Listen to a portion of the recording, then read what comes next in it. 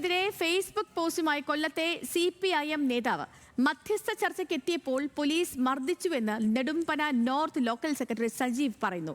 Party വിരുദ്ധ post അല്ലെന്നും അനുഭവമാണെന്നും സജീവിന്റെ Facebook post.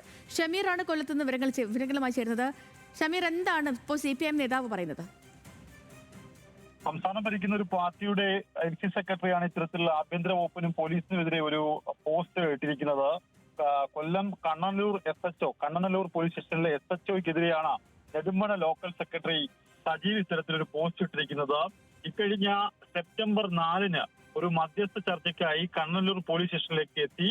എന്നാൽ അവിടെ എത്തിയപ്പോൾ പോലീസ് തന്നെ ഉപദ്രവിച്ചു എന്നാണ് CPMന്റെ ലോക്കൽ സെക്രട്ടറി പറയുന്നത്.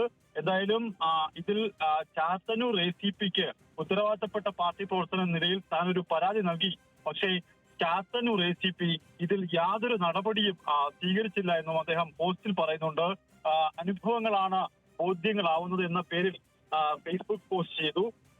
പിന്നീട് പാർട്ടി വിരുദ്ധ പോസ്റ്റ് അല്ലെന്നും പാർട്ടി സ്ഥാനങ്ങളിൽ നിന്ന് നീക്കം ചെയ്താൽ കുഴപ്പമില്ല എന്നും സജീവ് പറയുന്നു. അതായത് അത്രത്തോളം ഒരു ദുരനുഭവമാണ് തനിക്ക് ആ സ്റ്റേഷനിൽ നിന്നുണ്ടായത്. SHOയ്ക്കെതിരെ നടപടി തന്നെ വേണമെന്ന് ആവശ്യപ്പെട്ടുകൊണ്ടാണ് അദ്ദേഹം പരസ്യമായി ഇത്തരത്തിലൊരു പോസ്റ്റ് ഫേസ്ബുക്കിൽ ഇട്ടിരിക്കുന്നത്. ഓക്കെ ഷമീറാണ് കൊല്ലത്ത് നിന്ന് വിവരങ്ങൾ നൽകിയത്.